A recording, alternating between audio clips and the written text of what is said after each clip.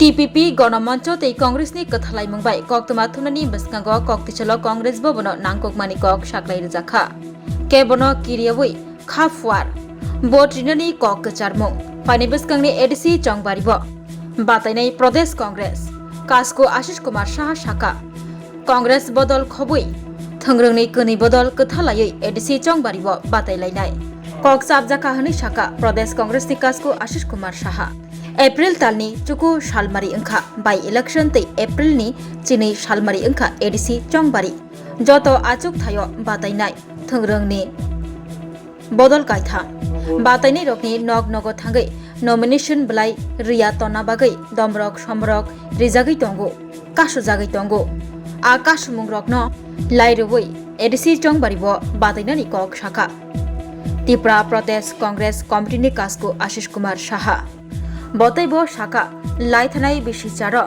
ताबगनि हाबांग तंगनाय बदलनि शागाव जे पयतो तंगमानि आबतै repeat आपयतो गमावै तंखा आपयतोनो ताइसा किफलै तुबुनाय प्रदेश कांग्रेस असाल प्रदेश कांग्रेस कमिटिनि कासको आशिष कुमार साहानो कारिब तंग खुकफां प्रबीर चक्रवर्ती आदिवासी कांग्रेसनि chairman शब्द कुमार जमातिया प्रदेश महिला कांग्रेस सभानेत्री सर्बानी घोष चक्रवर्ती টিপিপি জিএস প্রবীণ সিংহ তাংফাং রিজিয়া খাতুন সন্দীপ রঞ্জন দত্ত গণমঞ্চনি জিএস প্রদ্যুৎ নারায়ণ মজুমদার কাসকো জীবন ভূমিক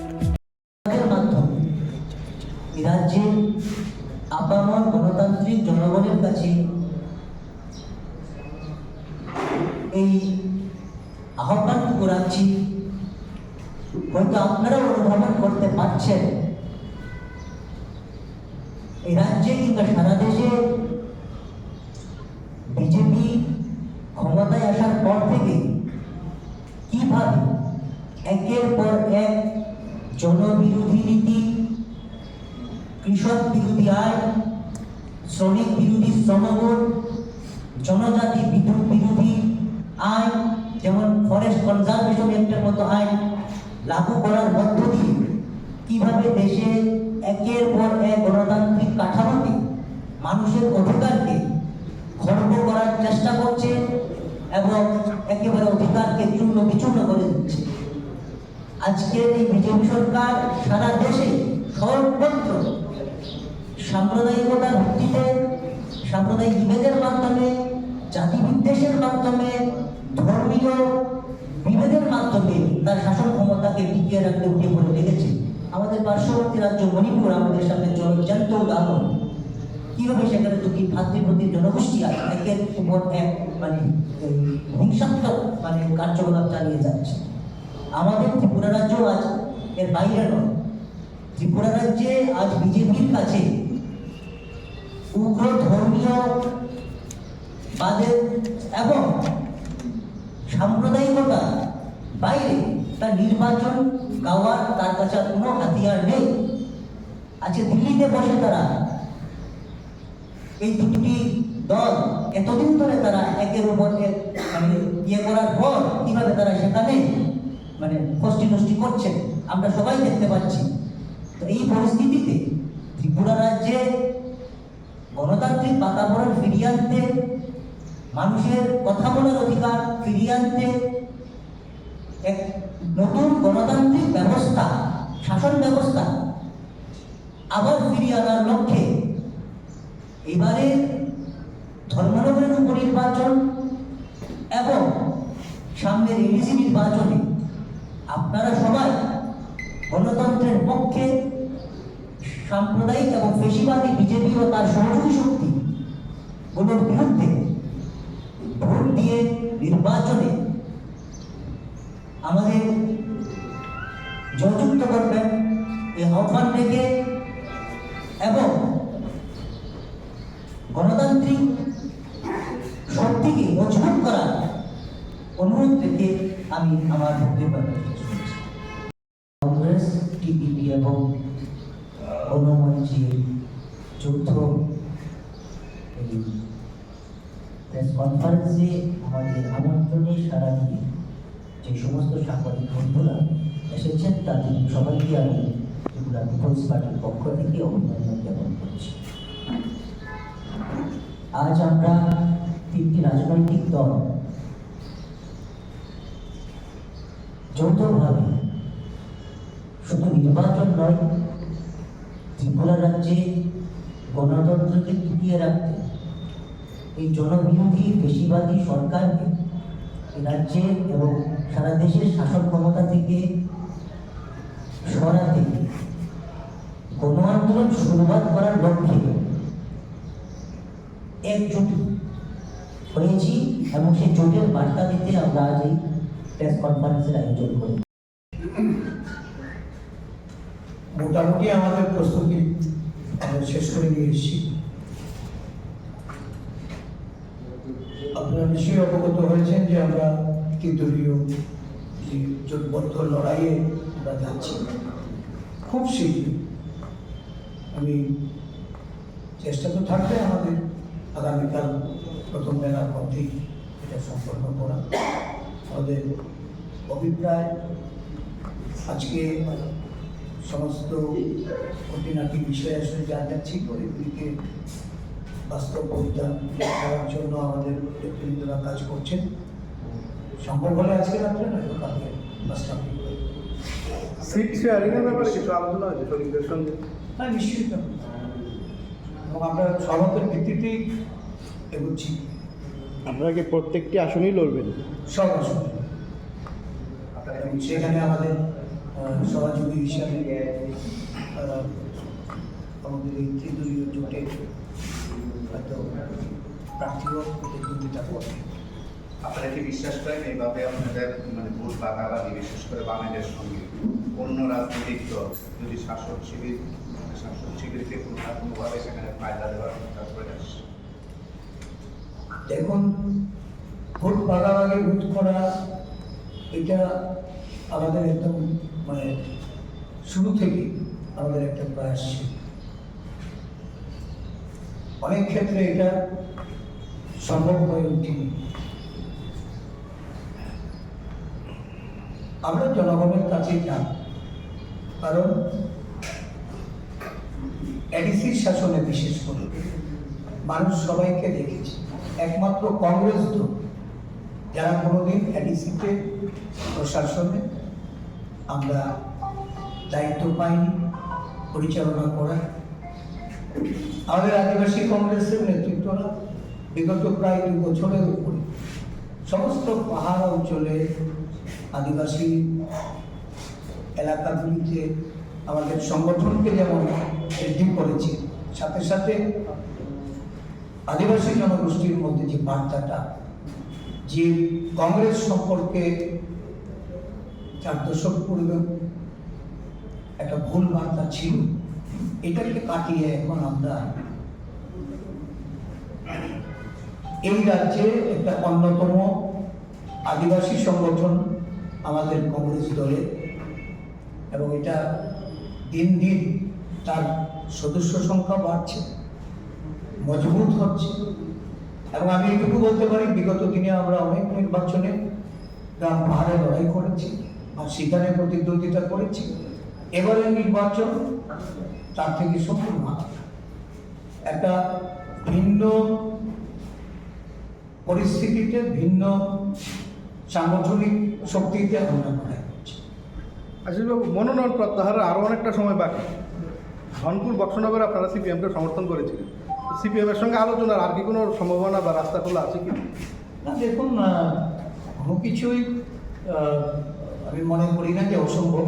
তবে আপনি নিজেই বলছেন ধনপুর, বক্সনগর বা রামনগর আমরা তো বিজেপিকে হারাতে চেয়েছি। আমাদের যে লক্ষ্য ছিল, লক্ষ্যটা বিজেপিকে হারানো। তো ধর্মনগরে কেন এটা ব্যতিক্রম? এই প্রশ্নটা সাধারণ মানুষের, আপনাদের, আমাদের, আমরা চাইছি যে বিজেপিকে হারানোর জন্য সেখানে আমরা প্রতিদ্বন্দ্বিতায় নেমেছি। আমাদের প্রতিদ্বন্দ্বী প্রার্থীকে সমর্থন দিয়ে সেটাকে শক্তিশালী করা। এখন এসে কি মনে হচ্ছে ধনপুর বা বক্সনগরে সিপিএমকে সমর্থন করাটা একটা ভুল কৌশল ছিল? দেখুন, কংগ্রেস দল আমাদের অতীত নিয়ে আমরা মোটেও আমরা এটা বিবেচনায় রাখি, কারণ সময়োপযোগী উপযোগী সিদ্ধান্তের প্রতি আমরা অবিচল থাকি। আমরা মনে করি ওই সময়ে আমাদের যে সিদ্ধান্ত ছিল, কারণ আমাদের লড়াইটা বিজেপির বিরুদ্ধে, আমাদের রাজনৈতিক এনিমি হলো বিজেপি। বিজেপিকে দুর্বল করা এটা আমাদের 1 পয়েন্ট প্রোগ্রাম। সেই ক্ষেত্রে আমরা সহযোগী চাই, সহযোগিতা চাই, সহমতের ভিত্তিতে এগোতে চাই। কিন্তু সত্যি আজকে আমাদের আবার নতুন করে ভাবতে হচ্ছে। এবারে নির্বাচনে আপনাদের শত্রুপক্ষ কারা? অবশ্যই বিজেপি, কারণ আমাদের লড়াই বিজেপির বিরুদ্ধে, এটা সারা দেশে এবং আমাদের রাজ্যে।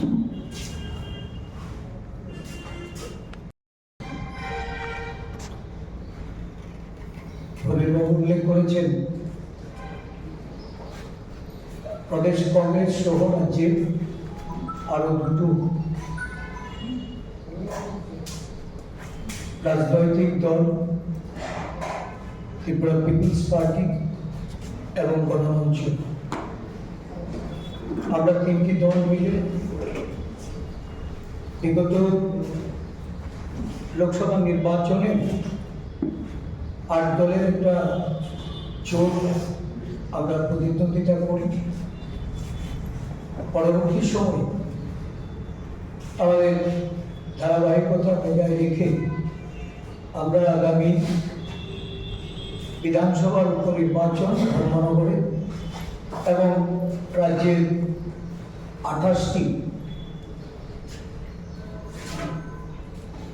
ত্রিপুরা উপজাতি স্বশাসিত জেলা পরিষদ নির্বাচনে মিলেমিশে নির্বাচন করার জন্য সিদ্ধান্ত গ্রহণ করে।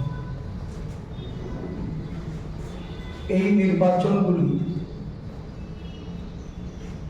দেশের বর্তমান অবস্থা, রাজনৈতিক, সামাজিক, অর্থনৈতিক বিভিন্ন দিক থেকে দেশের জন্য এবং রাজ্যের জন্য অত্যন্ত গুরুত্বপূর্ণ। এবং এই নির্বাচনে গণতান্ত্রিক চেতনা সম্পন্ন মানুষ ঐক্যবদ্ধভাবে শাসক দলের মোকাবেলা করার জন্য সিদ্ধান্ত গ্রহণ করে আগামী 9 এপ্রিল ধর্মনগরের উপনির্বাচনে আমরা নির্বাচনী লড়াই করব এবং 12 এপ্রিল 28টি উপজাতি সংরক্ষিত এলাকায় যে নির্বাচন অনুষ্ঠিত হচ্ছে, এই 28টি আসনে আমরা লড়াই করব।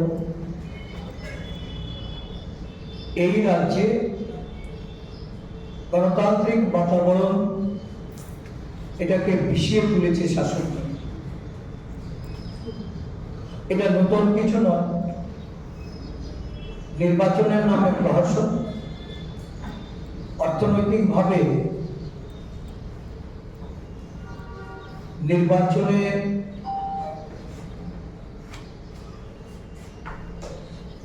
বেআইনিভাবে অর্থের আস্ফালনে মানুষের ভোটাধিকার হরণ করা, বিরোধী দলের কর্মসূচিতে বাধা দান করা, বিরোধী দলের প্রার্থী মনোনয়ন জমা দিতে গেলে সেখানে বাধা সৃষ্টি করা, বিরোধী দলের প্রার্থী সহ কর্মীদের বাড়ি বাড়ি গিয়ে হুমকি দিয়ে তাদেরকে মনোনয়ন প্রত্যাহার করার ঘটনা এই রাজ্যে বিগত 8 বছর ধরে মানুষ প্রত্যক্ষ করে চলেছে। এই প্রশাসনাত্মক ভূমিকা বেশ কিছু রাজনৈতিক দল আজকে ঐক্যবদ্ধ হয়ে তার মোকাবেলা করার লক্ষ্যেই এক ছাতার নিচে এসে এই লড়াইয়ে অবতীর্ণ হওয়ার জন্য সামিল হয়েছে। প্রদেশ কংগ্রেসের পক্ষ থেকে ধন্যবাদ জ্ঞাপন করব যারা এই লড়াইয়ের জন্য নিজেদেরকে সংবদ্ধ করার লক্ষ্যে এই ত্রিদলীয় জোটের মধ্য দিয়ে তারা নিজেদেরকে যুক্ত করেছেন, সাথে গণমঞ্চ সম্পূর্ণভাবে কোনো রকম আগাম শর্ত না রেখে আজকে এই তিনটি দল রাজনৈতিক এই নির্বাচনী যুদ্ধে অবতীর্ণ হয়েছে। আমি গণমঞ্চের নেতৃবৃন্দদের এবং প্রদেশ কংগ্রেসের পক্ষ থেকে ধন্যবাদ জ্ঞাপন করছি। সাথে সাথে এই লড়াইটা যেন আরো বেশি করে জনগণের কাছে বার্তা হিসাবে আমরা পৌঁছে দিতে পারি। বিভিন্ন শুভবুদ্ধি সম্পন্ন মানুষ, বিভিন্ন গণসংগঠন, রাজনৈতিকভাবে সচেতন সমস্ত অংশের নেতা কর্মীদের কাছে আমাদের আহ্বান থাকবে প্রদেশ কংগ্রেসের পক্ষ থেকে যে প্রশাসনাত্মক নির্বাচনকে রোধ করার জন্য এই নির্বাচনে সাধারণ মানুষের ভোটাধিকার প্রয়োগের ক্ষেত্রে, গণতান্ত্রিক রায় প্রদানের ক্ষেত্রে যে কোনো ধরনের প্রতিকূলতা কাটিয়ে আমরা যেন এই নির্বাচনকে সুষ্ঠুভাবে সম্পন্ন করতে পারি। দেশের নির্বাচন কমিশন, রাজ্য নির্বাচন কমিশন যারা এই নির্বাচন পরিচালনা করবেন তাদেরকেও আমরা এই বিষয়ে সতর্ক করতে চাই যে আমাদের রাজ্যের নির্বাচনী পরিবেশটাকে যারা মিশিয়ে তুলতে চায়, যারা এই নির্বাচনগুলিকে প্রশাসনাত্মক নির্বাচনে সাধারণ মানুষের ভোটাধিকার কেড়ে নিয়ে একতরফাভাবে জয়ী হতে চায়, তাদের বিষয়গুলি সম্পর্কে তারা যেন প্রয়োজনীয় পদক্ষেপ বা যথাযথ পদক্ষেপ, সময়োপযোগী পদক্ষেপ তারা গ্রহণ করেন। আমরা এই তিন দলের পক্ষ থেকে নির্বাচন কমিশনের দৃষ্টি আকর্ষণ করব।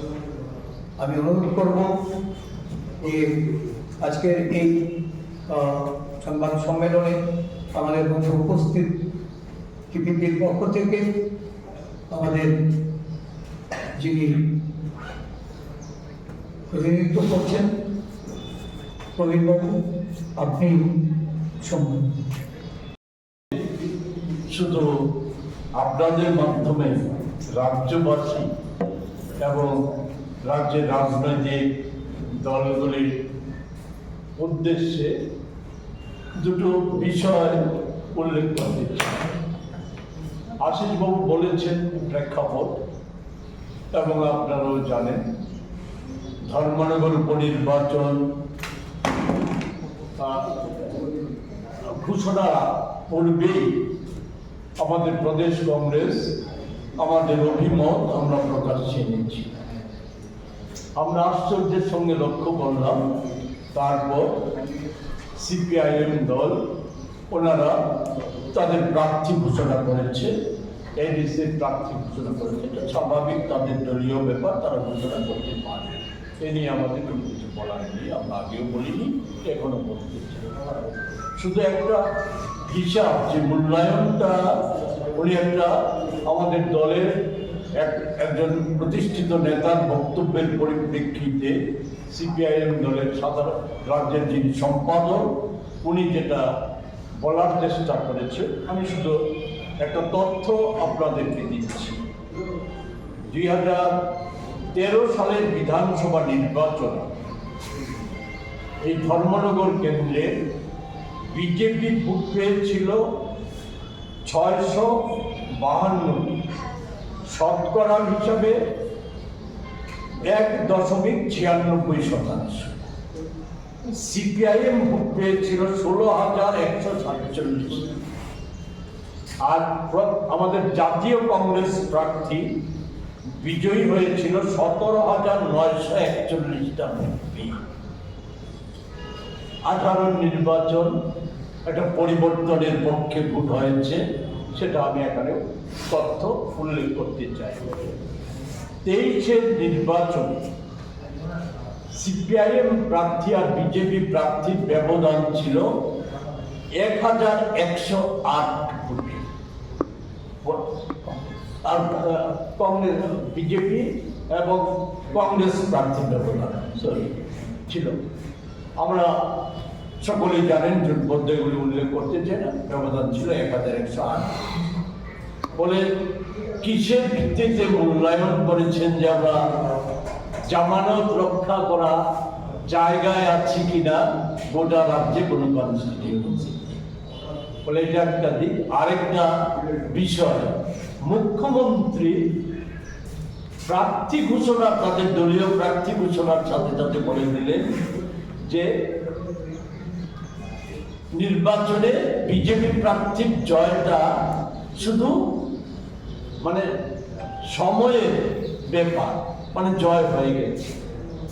সে থেকে আমাদের আশঙ্কা আছে, এবং খানিকটা বলেছে, আমি পুনরাবৃত্তি করতে চাই না, হয়তো ওনারা হিসাব করছেন যে এই উপনির্বাচনটাকেও বক্সনগর বা ধনপুরের উপনির্বাচন বা রাজ্যের ওই 8 ভোট দলের বিধানসভা কেন্দ্রের উপনির্বাচন, যে নির্বাচনের মধ্য দিয়ে মুখ্যমন্ত্রী নির্বাচিত হয়েছে, অনুরূপ নির্বাচনের মতোই করবে।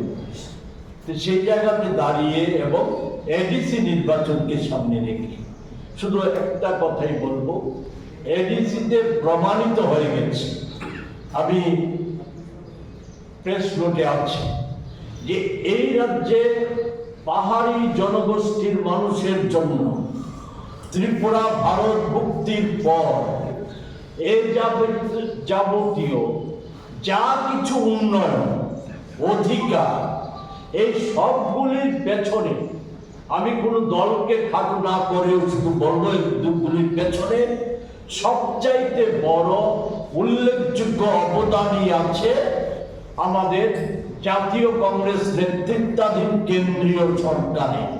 আমি কোনো বিতর্কিত বিষয়ে যেতে চাই। 18 সালের পূর্ববর্তী সেই জায়গায় দাঁড়িয়ে, হ্যাঁ, এডিসিতে এই সময়ে যারা শাসন ক্ষমতায় আছে, তার পূর্বে যারা অধিকাংশ সময় এডিসি পরিচালনা করেছিল, তাদের কিছু ইতিবাচক কাজকে আমি উপেক্ষা না করেও যেটা বলবো, যে সুযোগগুলি, বিশেষ করে যে স্বপ্ন নিয়ে শ্রীমতী গান্ধী সংবিধান সংশোধন করে 6ষ্ঠ তফসিল মোতাবেক এডিসি গঠন করেছিল, বা ইউপিএ সরকারের সময়কালে আমাদের প্রধানমন্ত্রী, তৎকালীন প্রধানমন্ত্রী ডক্টর মনমোহন সিং গোটা দেশের আদিবাসীদের কল্যাণের প্রশ্নে এবং আমাদের রাজ্যেও কল্যাণের প্রশ্নে যে কর্মসূচিগুলি প্রণয়ন করেছিল, এগুলি যথাযথ রূপায়ণের ক্ষেত্রে দুর্বলতা ছিল। একে অস্বীকার করার কোনো সুযোগ নেই। এই দুর্বলতার কারণে এক সময়ে সবচাইতে আদিবাসীদের মধ্যে সংগঠিত সবচাইতে বৃহৎ শক্তি সিপিআইএম, তাদের আজকে যে করুণ দশা, এর ফলেই কিন্তু এটা এই ব্যর্থতাকে যারা অস্বীকার করে, এটা সত্যকে আড়াল করার চেষ্টা। সেই জায়গায় দাঁড়িয়ে শুধু আবেদন করব যে, আশিসবাবু বলেছেন ভোটাধিকার প্রয়োগ করা, অন্য দিক থেকে আবেদন করব যে আদিবাসী জনগোষ্ঠীর মানুষ গত 2.5-3 বছর যাবৎ নূতন করে তাদের মধ্যে একটা উপলব্ধি এসেছে। যে উপলব্ধিটা হচ্ছে এই, যদি প্রকৃত অর্থে আদিবাসীদের অধিকার সুরক্ষা এবং একে এগিয়ে নিয়ে যেতে হয়, তাহলে জাতীয় কংগ্রেস নেতৃত্বাধীন আমাদের এখানে যেমন এডিসি গঠন করতে হবে, তেমনি এই জাতীয় কংগ্রেসের ভাবধারার সাথে নিজেদেরকে যে সম্পর্কিত করার এই প্রয়াস শুরু হয়েছে, এটা নানা প্রতিকূল, নানা প্রতিবন্ধকতা কাটিয়ে আদিবাসী জনগোষ্ঠীর মানুষ সামিল হচ্ছে। এটা এই আগামী ভোটের বাক্সে এটা প্রতিফলিত হবে, এই বিশ্বাস। এবং সর্বশেষ আবেদন করব, এই মানুষ যাতে নির্ভয়ে তার ভোটাধিকার প্রয়োগ করতে পারে। আশিসবাবু দাবির সাথে আবারও আমি দাবি করছি, প্রশাসন যাতে এক্ষেত্রে তার নিশ্চয়তা দিতে প্রশাসন এগিয়ে আসে। অন্য দিক থেকে এই রাজ্যের ধর্মনিরপেক্ষ গণতান্ত্রিক সকল অংশের মানুষের কাছে আবেদন করব যে ভোট যাতে মানুষ নির্ভয়ে দিতে পারে, সে কি ধর্মনগরী হোক আর কি এডিসি অঞ্চলে হোক, সেই প্রয়াস যাতে মানুষ ঐক্যবদ্ধভাবে দেন, এই কথা কয়েকটি বলে আমার কথা বলার শেষ। আমরা এখানে 3টি দল মিলিতভাবে আমরা এই সম্মেলনের আয়োজন করেছি। আমরা প্রদেশ কংগ্রেসের সাথে আছে আমাদের টিপিপি, যা আঞ্চলিক রেজিস্টার্ড দল, আছে গণমঞ্চ। উপস্থিত আছেন পিপিপির সাধারণ সম্পাদক প্রবীণ সিং, গণমঞ্চের সভাপতি জীবন ভৌমিক এবং সাধারণ সম্পাদক প্রদ্যোৎ নারায়ণ মজুমদার। উপস্থিত আছেন টিপিপির সম্পাদক সন্দীপ রঞ্জন দত্ত, আছেন সম্পাদিকা রিজিয়া খাতুন, এর সাথে আছেন আমাদের আদিবাসী কংগ্রেসের রাজ্য চেয়ারম্যান, আমাদের প্রদেশ কংগ্রেসের সাধারণ সম্পাদক শব্দকুমার জমাতিয়া, আছেন মহিলা কংগ্রেসের সভানেত্রী সর্বাণী ঘোষ চক্রবর্তী সহ অন্যান্য নেতৃবৃন্দ। এই সম্মেলনে প্রথমেই সম্বোধন করে আমাদের উদ্দেশ্য সম্পর্কে আপনাদেরকে অবহিত করবেন আমাদের এবং এডিসি নির্বাচনকে কেন্দ্র করে আমাদের আজকের এখানে যে ত্রিদলীয় জোট তৈরি হয়েছে সে ব্যাপারে আপনাদের সামনে 2-4টি কথা বলব। আমাদের রাজ্যে আজকে সবচেয়ে বড় প্রশ্ন যেটা, সুস্থ স্বাভাবিক গণতান্ত্রিক পরিবেশ বজায় আছে কিনা। সাংবাদিক বন্ধুরা আপনারা আমাদের থেকেও ভালো জানেন, আমরাও বিভিন্ন জায়গাতে লক্ষ্য করছি। মানুষের অধিকার নিয়ে কেউ কথা বলবে, তার উপর আক্রমণ হবে। এটা কোনো সুস্থ সামাজিক গণতান্ত্রিক পরিবেশ নয়। আর ধর্মনিরপেক্ষ ভারতবর্ষে ধর্মের নামে বিভাজন, বৈষম্য এবং ধর্মের নামে মানুষের উপর আক্রমণ, এটাও কাম্য নয়। আজকে যে সরকার এখানে প্রতিষ্ঠিত হয়েছে তাতে সবচেয়ে উল্লেখযোগ্য ভূমিকা গ্রহণ করেছে রাজ্যের আপামর পিছিয়ে পড়া জনজাতি অংশের মানুষ, শিডিউল কাস্ট এবং ওবিসি অংশের মানুষ। ভীষণ ডকুমেন্টসে না বললেও রাজ্যের আজকে শাসক গোষ্ঠী ক্ষমতায় আসার আগেই তাদের একটা ওবিসি কনভেনশন থেকে তারা প্রতিশ্রুতি দিয়েছিল যে আমরা ক্ষমতায় বসলে প্রথম ক্যাবিনেটে আমরা সংবিধানের 31 গ ধারা মোতাবেক রাজ্যের ওবিসি জনগণকে আমরা শিক্ষা এবং চাকরিতে সংরক্ষণ আইন পাশ করব। কিন্তু আজকে দীর্ঘ 8 বছর পেরিয়ে গেল, এখন পর্যন্ত ওনারা একটা পদক্ষেপ নেননি এ ব্যাপারে। আমরা বহুবার রাজ্যের ওবিসি কল্যাণ দপ্তরের মন্ত্রীর কাছে চিঠি দিয়েছি, ওনাদের আমাদের সঙ্গে দেখা করবার সময় নাই। জনগণের ওবিসি অংশের মানুষের অবস্থা জানবার ওনাদের সময় নেই, ওনারা এত জনকল্যাণে ব্যস্ত।